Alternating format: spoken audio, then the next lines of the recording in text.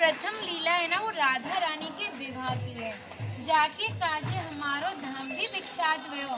बोलो जावे ना राधा कृष्ण विवाह स्थल भांडी। माइक ले लियो ना, माइक सब लोग तो सुन लीजिए, माइक ले आओ।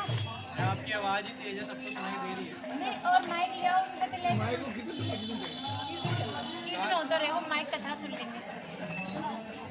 तो श्रीमद् भागवत जी सनातन धर्म का सबसे बड़ा ग्रंथ है, जिसका आप अध्ययन या श्रवण करते हो तो ज्ञात होता है कि पूर्ण श्रीमद् भागवत जी में राधा रानी का कहीं नाम नहीं है, तो विवाह का प्रमाण नहीं दिया।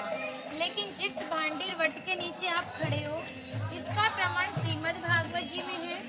एक श्लोक आता है कि ब्रहंतो वाहि मानस्य चार यंत्रस्य गोदनम भांडीरकम नाम वटम जम्बू कृष्ण प्रोगमम। कृष्ण कालीन में भांडीर वट इतना विशाल था कि वृंदावन तक शाखाएं थी। पिछले टाइम में पुल नाव नहीं होते थे, ठाकुर जी शाखाओं पर चढ़ के यमुना महारानी को पार करते। मान्यता है ठाकुर जी की 9 लाख गाय यहीं बैठ के विश्राम करती थी। तो माताएं जो भी प्रसादम रखती थी सभी एकत्रित होकर दोपहर का भोजन लेते थे। आप कभी किसी विवाह में जाते हो बिना प्रसाद के आते हो? नहीं आते। आप तो राधा रानी की विवाह स्थल ले आए हो, तो बिना प्रसाद के कैसे जा सकते हो? राधा कृष्ण में यहाँ पर मल्ल क्रीड़ा हुई, उसमें तय किया कि जो भी हारेगा उसे भंडारा करना होगा। ठाकुर हार गए थे श्रीमती राधा रानी से, तो ग्वाल वालन के संग मिलके यहाँ पे भंडारो करो, वही के नाम पे जाकू नाम भांडीर बन पड़ो। तो यहाँ पे भंडारे को भी सबसे बड़ा विशेष फल माना जावे।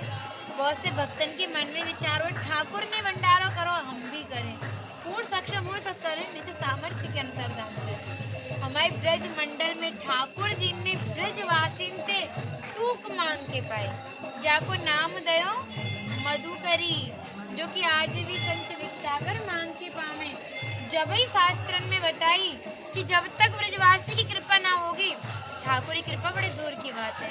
शहर में प्रथम ब्रजवासी की कृपा है वो जरूरी है। जब ही ठाकुर जी कृपा करें, जैसे अभिमान को नाश हो भक्ति प्राप्त हो, जो कि बहुत दुर्लभ है। लेकिन ब्रजवासी कृपा करे सहज भक्ति प्राप्त होती है।